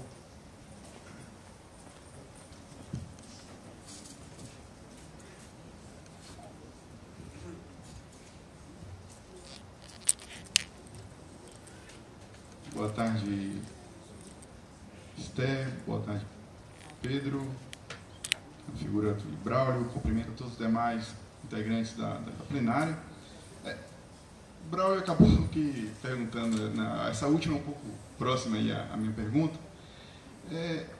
Eu não sou economista, embora da carreira de Finanças e Controle, sou contador, e temos na carreira muitos economistas, contadores, engenheiros, né, administradores, advogados.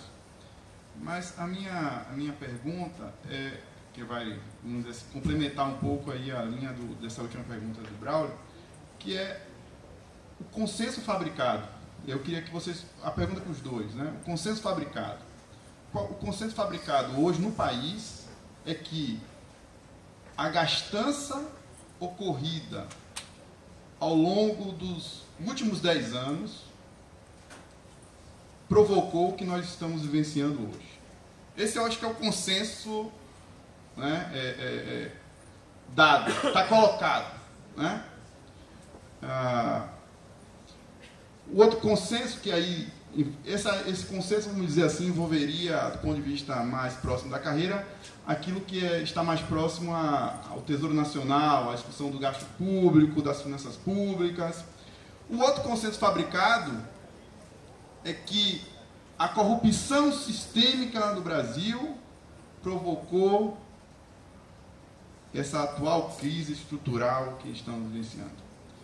Então, vou dar a oportunidade, de alguma forma aqui, para que os expositores possam contribuir, né, com as suas visões sobre esses dois consensos que estão aí, são reais, né, inclusive podem ter contribuído muito, né, com a vitória do processo eleitoral desse governo, né, e que precisamos ou desnudá-los ou confirmá-los, mas abre então a possibilidade que vocês comentem sobre essa questão.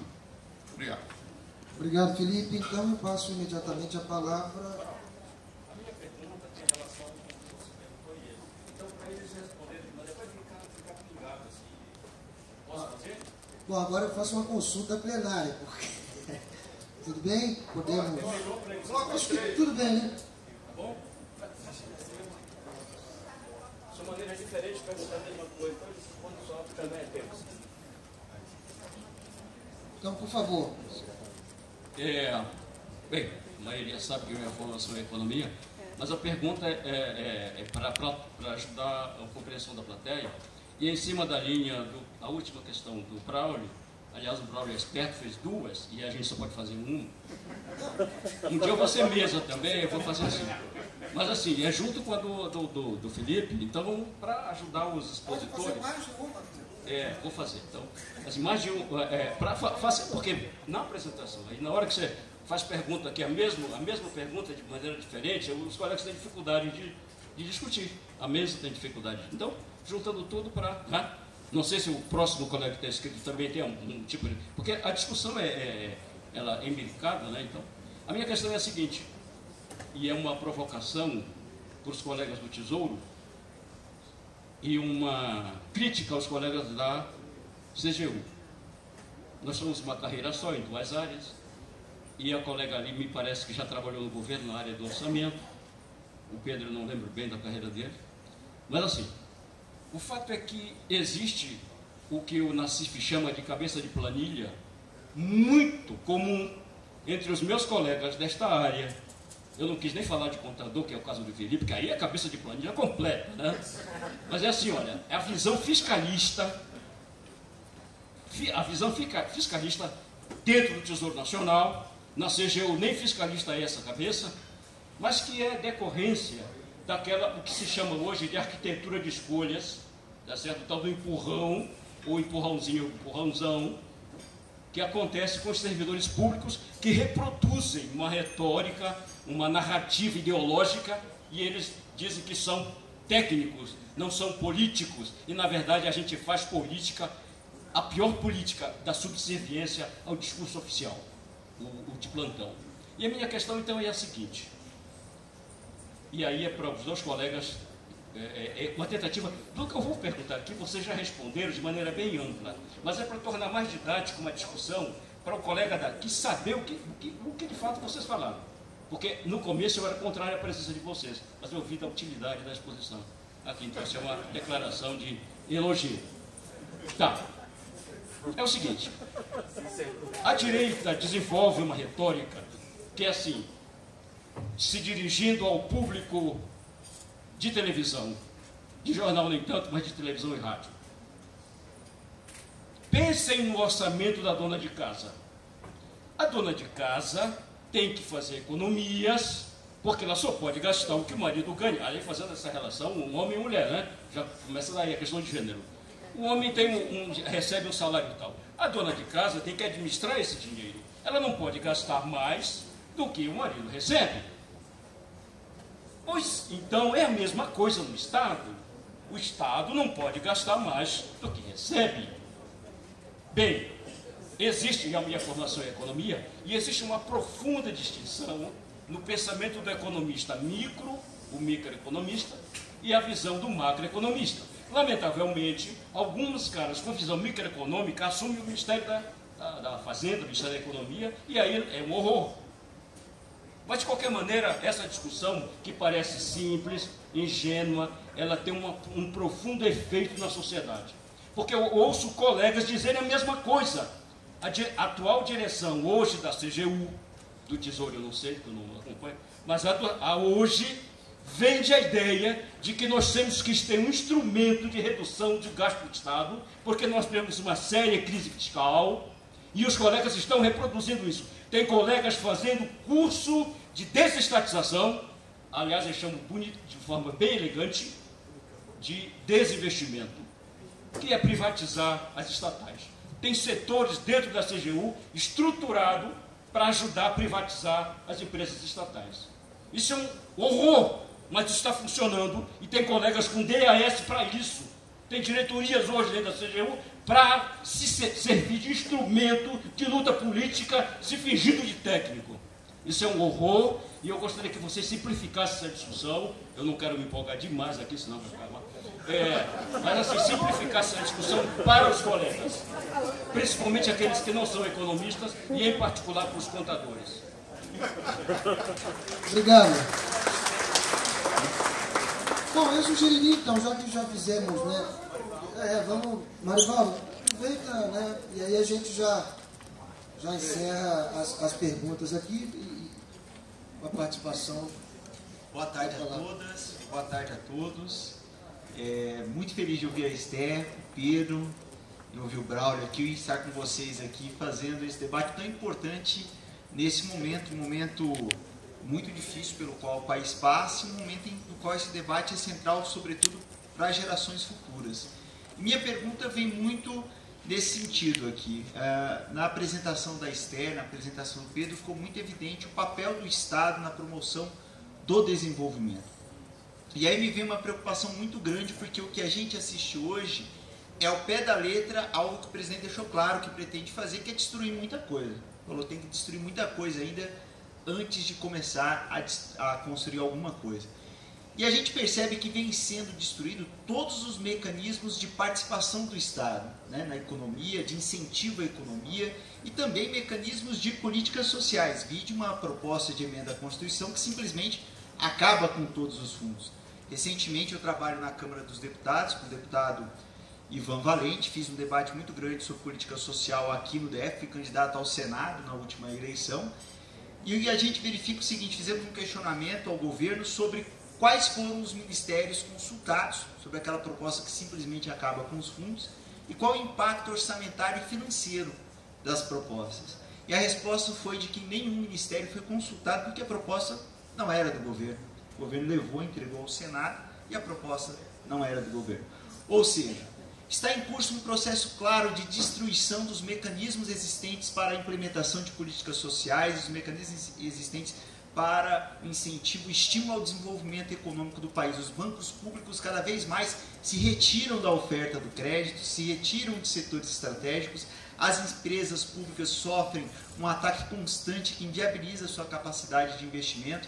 Eu questiono a vocês o que sobra depois disso. Como é que depois de passada essa onda, como é que o país vai ter alguma capacidade de construir um plano de desenvolvimento para o futuro? Como é que a gente vai voltar a ter um projeto de país, se é que é possível, se tudo isso que pretende ser feito for concretizado, for aprovado pelo Senado, for aprovado pelo Poder Judiciário e efetivamente for implementado? Como é que a gente sai dessa depois que esse período tenebroso passar e quando a primavera efetivamente voltar?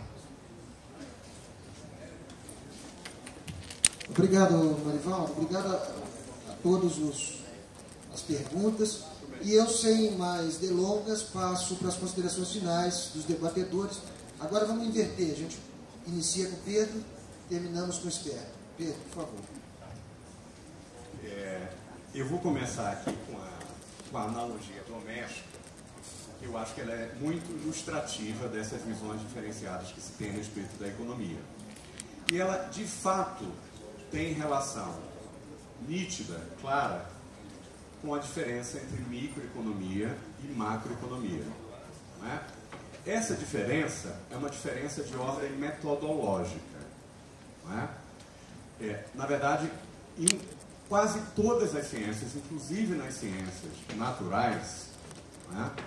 Você tem um problema de falácia de composição.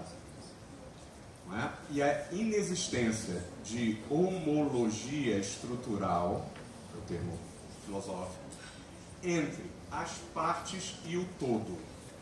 Isto é, as propriedades que valem para as partes não valem para o todo.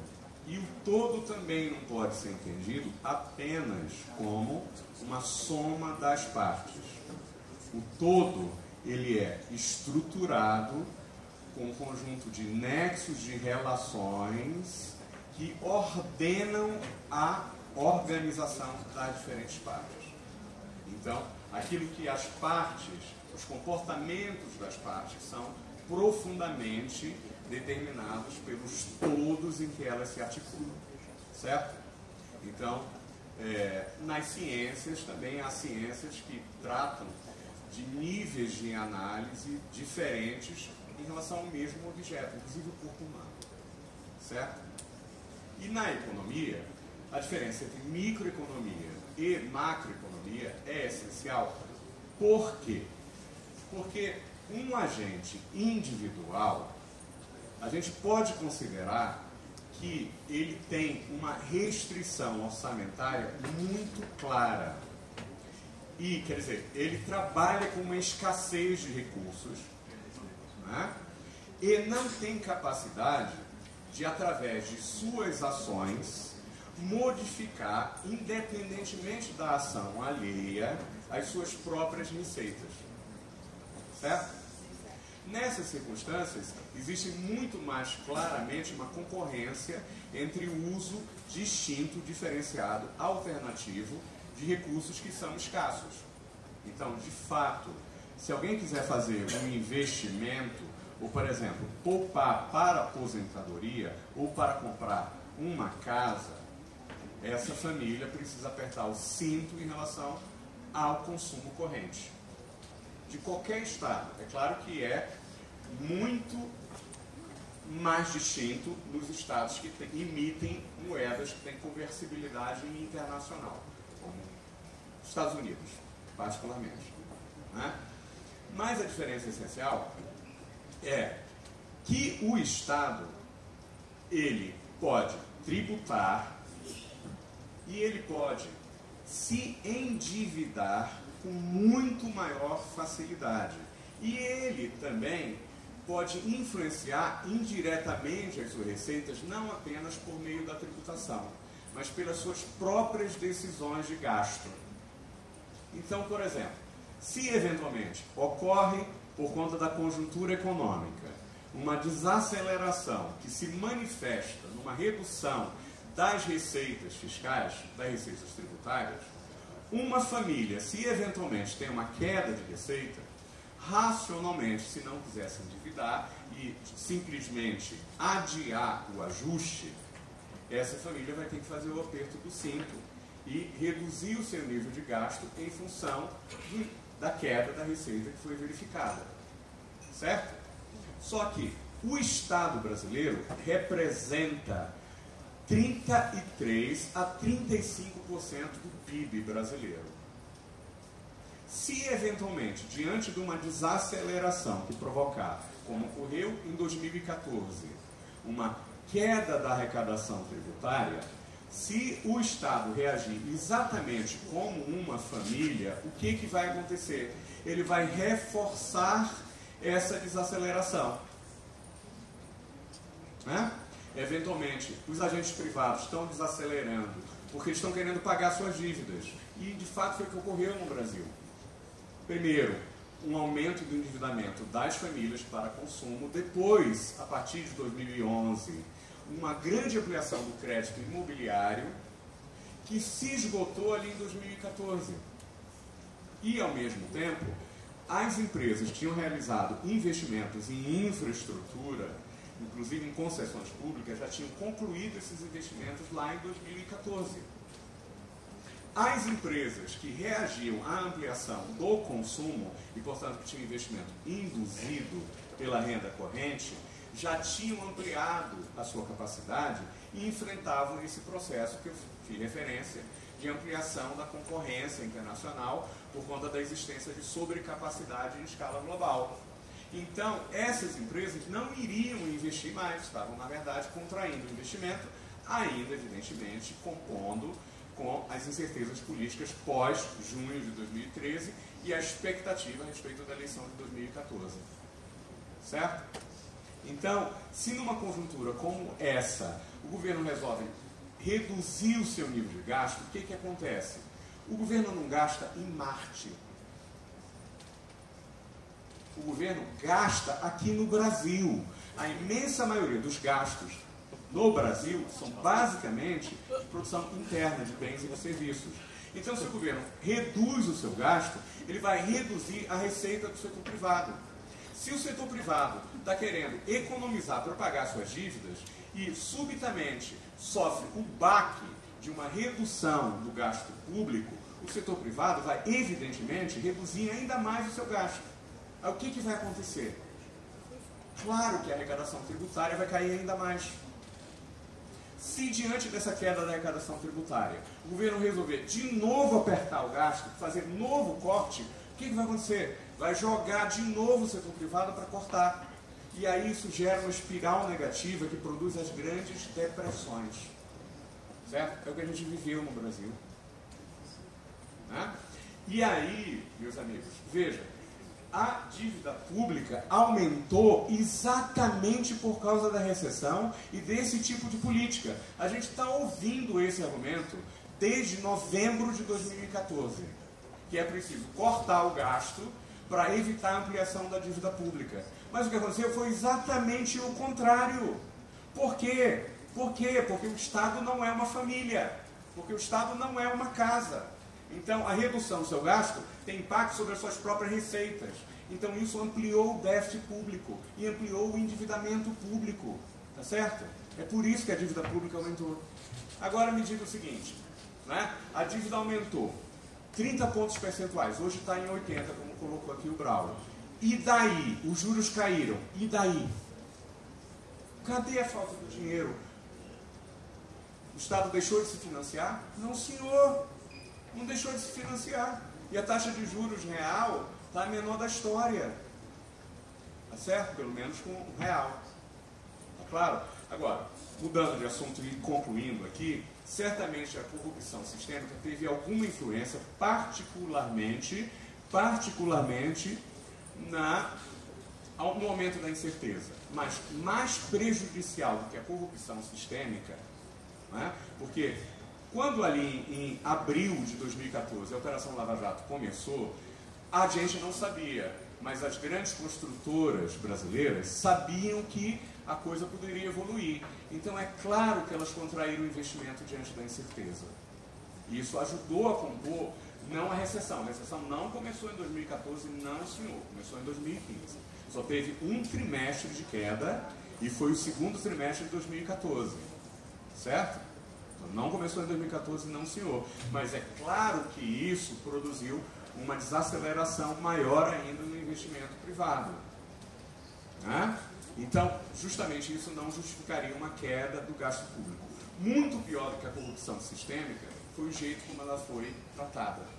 Porque quando surgiu a primeira denúncia de corrupção, vários economistas e advogados, e principalmente, acho que o primeiro que falou isso mais abertamente, foi Luiz Gonzaga Beluso, meu orientador de doutorado. Ele falou o seguinte: é fundamental ter acordo de leniência, porque você tem que separar a empresa, tem que separar a empresa do executivo. A empresa do executivo. E veja, isso ocorre no mundo inteiro. Na Coreia do Sul, a Samsung, se tivesse sido julgada pelo Sérgio Moro, já teria quebrado. Porque ocorreu o problema de corrupção na Samsung exatamente no mesmo momento que ocorreu aqui no Brasil. Certo? E a descoberta foi exatamente no mesmo momento, 2014. Tá claro? Então, é preciso separar, assim, empresa e executivo. E veja, o próprio Janot disse o seguinte no livro dele. Não disse, não vou falar que ele tentou matar o Gilmar. Todo mundo já sabe. Mas ele disse uma coisa muito interessante, que todos nós sabíamos que a cooperação anticorrupção do Estado americano, e isso está colocado em vários documentos do Estado americano, não do DOJ, né, mas certamente do Departamento de Defesa, do Departamento de Estado, na declaração anual do presidente, está colocado ali claramente o seguinte: é fundamental combater a corrupção nos países em desenvolvimento para aumentar a oportunidade de exportações de bens e serviços de nossas empresas, principalmente na área de engenharia e de provisão de encomenda para o setor público. Claro, essa história precisa ser contada. Futuramente, eu tenho a impressão que essa história vai ser contada. Nem que seja daqui a 40 anos, quando o DOJ retirar a confidencialidade do back channel que ele realizou fora do Ministério da Justiça com a Operação Lava Jato, que a gente já sabe que existiu, porque inclusive 2 procuradores do Departamento de Estado americano, ou melhor, Departamento de Justiça americano, admitiram isso. Tá certo? Então, na verdade, vou terminar. Não falava mais. Mas mais do que a corrupção, foi a maneira como ela foi combatida que certamente contribuiu para a recessão que a gente está experimentando. Obrigado.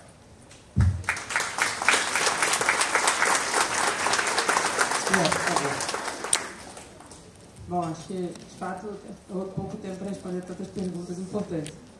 Mas falar depois tem a vantagem que a esposa do Paulo já falou, uma parte importante, que é justamente essa inconsistência entre as decisões micros e resultados macro. Né? Eu falei bastante aqui da década de 30 e 40, porque foi quando surgiu a macroeconomia separada como um ramo da economia. E por que surgiu a macroeconomia naquele ano? Justamente porque o ponto que estava querendo se mostrar é que existia na economia uma ideia de que cada um tomando a decisão por conta própria geraria necessariamente o melhor para todos.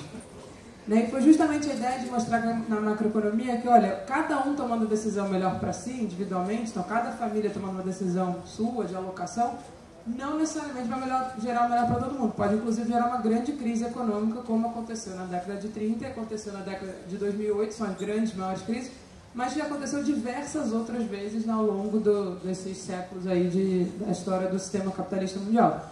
Então, a ideia ali era mostrar, olha, não necessariamente a decisão individual de cada um vai gerar necessariamente o bem para todos. E é por isso que é preciso separar os 3 grandes setores da economia. Se a gente pegar qualquer economia, ela pode ser separada em 3 grandes setores: o setor privado, interno, o setor público e o setor externo. E você tem que olhar o que está acontecendo na relação entre esses 3 setores. E um ponto que o Pedro Paulo falou que eu queria só ressaltar é que as pessoas esquecem muito isso. O gasto do setor público é renda do setor privado, necessariamente. As pessoas têm Bom, vocês todos aqui conhecem isso, parte de vocês faz a parte de dar o dinheiro para o setor privado, porque na hora que você está, seja pagando o Bolsa Família, seja contratando uma empresa para fazer uma obra, seja pagando salário de servidor, você está dando dinheiro para pessoas. Nós, todos os servidores públicos, somos agentes privados, a gente trabalha para o Estado, a gente não é o Estado, nós somos pessoas físicas que gastamos dinheiro depois que a gente recebe. Mas uma coisa que as pessoas esquecem é que existe essa relação. Então, esse ponto, que é justamente o ponto que o Pedro Paulo falou, quando você está numa crise econômica e os agentes privados todos estão retraindo, porque eles estão todos, as empresas com capacidade ociosa gigantesca. Se a gente pega a série recente, desde os anos 90, depois da crise de 2015, a gente está na pior situação de utilização da capacidade, com uma capacidade ociosa gigantesca que nunca, desde 90, não existe nenhuma vez que aconteceu a mesma coisa. Não tem nenhum estímulo para alguém investir nessa situação. As famílias, por outro lado, desemprego altíssimo, renda estagnada, risco de perder emprego, e agora, mesmo o setor público também está com esse mesmo risco, agora de ter redução de salário, etc. Então, ninguém está fazendo nenhum gasto excessivo. O que acontece se o setor privado está se contraindo, se o governo contrair também, se o setor público contrair também, que vai acontecer é uma grande crise. Porque o setor externo não vai comprar nada da gente no momento em que você tem uma guerra comercial no mundo, uma discussão de estagnação secular no mundo e um risco de, na verdade, ter uma crise internacional porque a bolha financeira voltou a crescer tão forte quanto estava em 2007. Então, assim, o setor externo não vai nos salvar, o setor privado também não vai nos salvar. Se o setor público falar, eu também não vou salvar, ninguém salva. E a gente fica naquela pior recessão da história, né? Não a pior recessão, a pior recuperação da história. Né? Então, eu acho que essa discussão é muito importante, a gente tem que entender isso, e o setor público não pode abrir mão do seu papel diante da situação econômica que a gente está vivendo. Né? E aí, eu volto para o ponto que foi muito perguntado aqui, dessa narrativa que ficou forte no Brasil, que foi uma piora no resultado fiscal, né? E essa piora, ela começa a acontecer, na verdade, ela tem, e aí o Braulio falou, eu fiz um estudo mostrando que você teve degraus. Né? Você tem o primeiro degrau depois da crise mundial, de 2009, que no Brasil a gente tem uma questão no setor industrial brasileiro forte, e do ponto de vista dos setores produtivos, o setor que mais paga imposto no Brasil é o setor industrial. Porque a gente tem um monte de imposto em cascata, então o setor industrial tem várias etapas, então ele paga mais imposto. O setor agrícola é muito desonerado no Brasil, porque é uma parte da exportação, né? Principalmente a agroexportadora, e a exportação no Brasil é totalmente desonerada. O setor de serviço, relativamente seu peso na economia, paga muito menos imposto do que a indústria. Então a gente teve uma perda de arrecadação por conta de uma mudança na composição setorial brasileira relevante, e fora, obviamente, a desaceleração econômica que faz a arrecadação cair. E aí, quando a gente pega os gastos públicos nesse período pós-crise de 2009 ainda, não a crise de 2014, que eu vou entrar, tem uma redução do crescimento dos gastos públicos. Não tem um aumento do crescimento dos gastos públicos, ao contrário, comparado desde 96, se a gente for pegando os mandatos, inclusive, de 11 a 14, é uma das menores taxas de crescimento do gasto, se não for a menor desse período. É a menor. Eu fiz esse cálculo, mas que eu acho que talvez seja o dado mais correto do ponto de vista de ter limpado todas as questões do estudo do Sérgio Gobetti e do Rodrigo Araí, que mostra justamente que esse período de 11 a 14 é de menor crescimento relativo, desde do plano real, desde a estabilização, é quando a gente consegue calcular melhor. Então, e aí veio a narrativa da gastança, que esse era o ponto importante. Só que a narrativa da gastança, ela veio combinada com a narrativa da corrupção, e é por isso que eu achei interessante o Felipe colocar essas duas coisas juntas. Por quê? E aí entra um ponto que eu queria falar, que é o seguinte, você está com uma redução dos gastos, mas a arrecadação está caindo, e aí piora o resultado fiscal. Em 2015, eu estava na Secretaria de Orçamento, eu sei que a gente fez um dos maiores cortes já vistos na história do governo federal brasileiro. Foi 2015, um enorme ajuste fiscal, uma contração enorme dos gastos, e naquele ano a economia desacelerou fortemente, não só desacelerou como cai, quase 4%, e a arrecadação despenca, porque está totalmente relacionado, e o resultado fiscal vai lá para cima, o déficit vai lá para cima, e a dívida começa a subir naquele ano.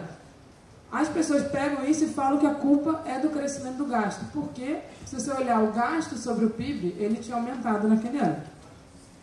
Como é que o gasto sobre o PIB subiu realmente, mas o gasto sobre o PIB é gasto sobre o PIB. Se o PIB caiu 4%, mesmo que o gasto crescesse zero, que foi o que aconteceu, a relação gasto sobre o PIB vai aumentar. E as pessoas pegam esse dado e começam a falar, olha só, está aumentando muito o gasto público. E não só está aumentando muito o gasto público, como ele é o responsável pela crise, e aí começa uma discussão de causalidade, e não só ele é responsável pela crise, como todo o gasto público está associado à corrupção, porque ainda vem uma mistura, sem separar o que era de fato caso de corrupção do que é o gasto público básico, onde a gente sabe que quase 50%, 60% é transferência de renda, e que onde não há corrupção, mesmo a CGU que faz vários estudos, tem algum problema ou outro em pagamento indevido, mas proporcionalmente ao total é mínimo. E fora que é separar o gasto público direto da discussão das estatais, onde o tipo de controle é totalmente diferente. Vocês aqui que são da CGU sabem como é o controle do gasto público federal, onde é super forte o controle, você tem uma série de mecanismos de evitar. Só que você usa a narrativa da corrupção como uma narrativa para se impor uma visão ideológica. Porque realmente, se o gasto público é responsável pela crise, além de tudo o gasto público está associado à corrupção, para a população em geral, o gasto público passa a ser visto como um grande problema. E aí não é à toa que é fácil passar uma emenda constitucional em 2016 com toda essa narrativa de que o grande vilão da economia brasileira é o gasto público, quando eu acabei não mostrando aqui, existem diversos estudos mostrando que o gasto público brasileiro ele é extremamente redutor de desigualdade. O gasto público direto, principalmente, ele é extremamente redutor de desigualdade, e ele gera um benefício enorme para a sociedade brasileira. Né? E aí, infelizmente, isso estava associado, aí para terminar, a uma discussão que eu acho, as pessoas acham que é uma discussão de política econômica, que se transfere como uma discussão de política econômica. Né? Então, é uma questão de regra fiscal, vou melhorar a regra, vou fazer isso aqui, mas no fundo é uma discussão de economia política. Né? E aí, eu queria terminar com isso. Por que veio essa narrativa tão forte num ano específico? Que começa ali, na verdade, essa narrativa começa em 14, como o Paulo falou. Né? Vocês vão lembrar, em 14 começa uma discussão muito forte da questão fiscal brasileira, que isso é o grande mal da economia brasileira, o gasto está excessivo, etc. Só que em 2014 a gente está com a menor taxa de desemprego da história, com salários crescendo fortemente, né, e com uma mudança no poder relativo de determinadas classes sociais. Você tem uma mudança de empoderamento maior das classes mais baixas, você está tendo uma mudança, inclusive no acesso à universidade, isso é uma coisa super importante. E aí a gente começa a gerar uma reação política a isso. Né? Não é à toa que em 2013 ainda, você começa a ter uma discussão de que o Brasil está com excesso, está com o mercado de trabalho extremamente aquecido.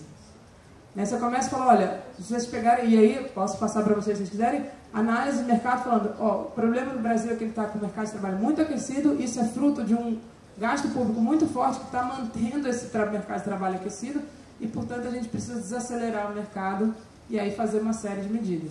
Não é à toa que na sequência, depois de toda essa narrativa, veio não só a emenda constitucional 95, veio uma reforma trabalhista pesada e está vindo toda essa mudança constitucional fortíssima que muda a característica do que a gente falou aqui. Né? E no fundo é uma destruição de diversos instrumentos de desenvolvimento que são centrais para que o Estado atue num determinado sentido. Ele vai sempre atuar em algum sentido. Né? Essa ideia de que você vai tirar o Estado, isso não é verdadeiro. Não existe Estado mínimo, na verdade ele vai ser remodelado para caminhar numa determinada direção. E essa direção é uma direção muito mais concentradora e muito menos de desenvolvimento no sentido de melhorar nossas condições de um crescimento mais inclusivo e soberano. Então eu acho que esse é o ponto central e toda essa narrativa, independente dos problemas que existe de corrupção que tem que ser combatido, isso não há dúvida, é usar isso como uma narrativa para a destruição do papel distributivo do Estado. É isso, obrigado.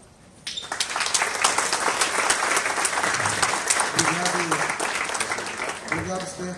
Eu, então, aqui tem uma mensagem para eu esperar para tirar foto.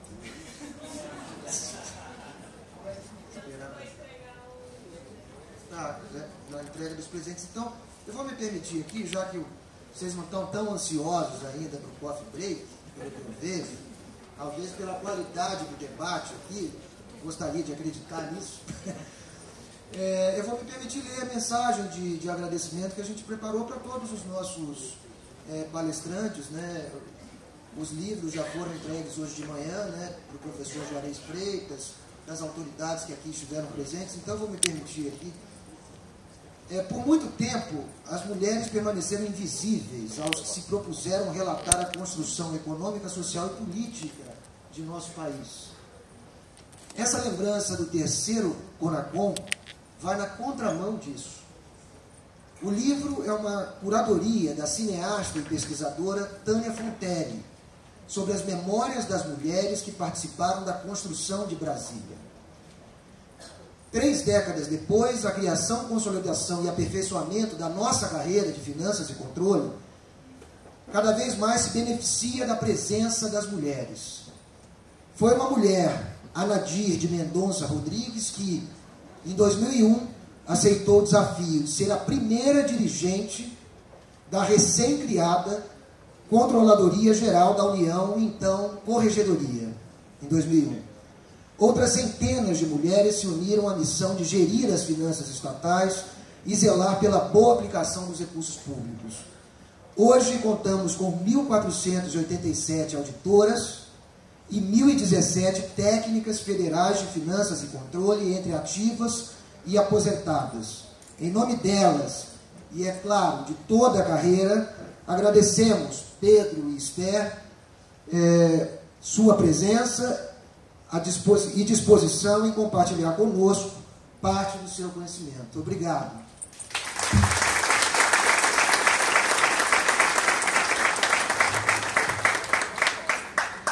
Obrigado, doutor Braulio, por mediar esse painel. Ele entrega agora os brindes de lembrança dos nossos palestrantes.